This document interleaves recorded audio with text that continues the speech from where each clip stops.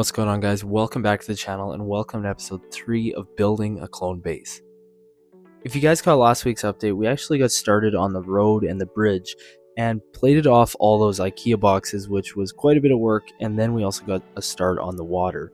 But before we get into building, I want to do a little bit of a parts haul. Now, although we have most of what we need for this project, I still wanted to order a few specialty pieces, especially when it comes to some foliage and gray tile.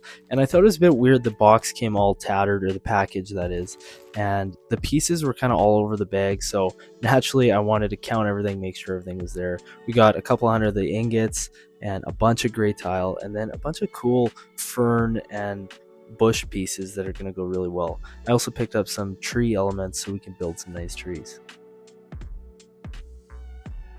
After that, I couldn't resist. We had to go check out the pad wall, and they literally had exactly what we needed.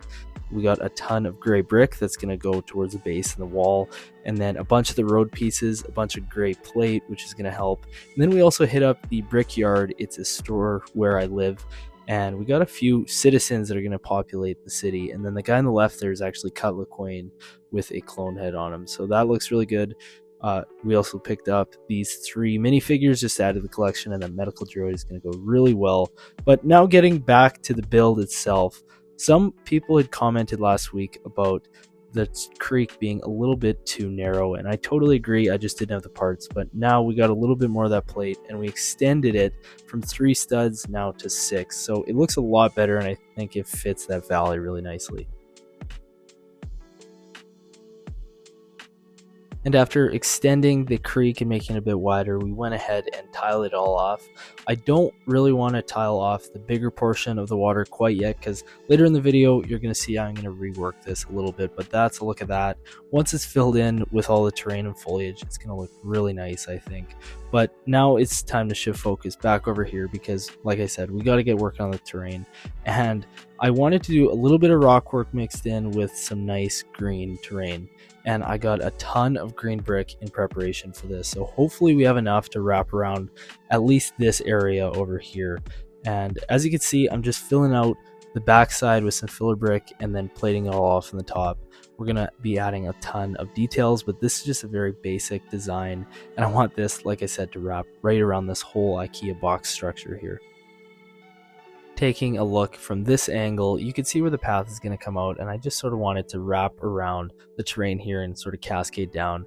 And then you also got to remember that the bridge is going to be here, so I want to fill it in, but it doesn't have to be to great detail. Okay, I've had this cup of lavender tree limbs for a really long time, and I want to be able to use these. So this is the color scheme we're going to go with. We're going to go with a nice brown brick built structure on the bottom, and we can build them up however we see fit. And then we're going to add all the tree limb pieces on the top like this. And like I said, I'm going to build much better looking trees, but this is just a very simple example of it. And then once we take it onto the build, it's going to look like this. And I think that's going to be really nice contrast with the dirt of the pathways and the green terrain and everything. I think it'll look really nice. The other thing is I want to use all these spruce or pine trees, I guess, that are just made with the upturned grass pieces, and those can really fill in and give some depth to the rest of the build as well.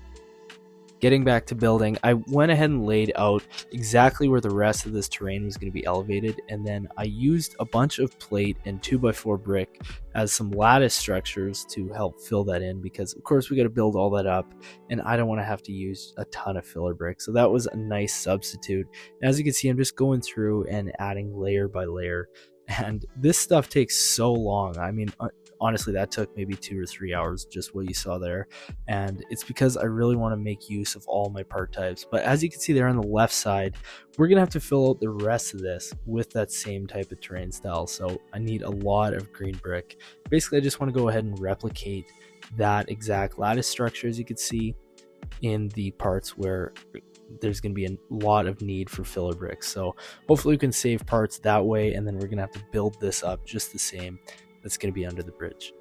But like I said earlier, I want to rework this water a bit just because I think it's taking up a bit too much space right now.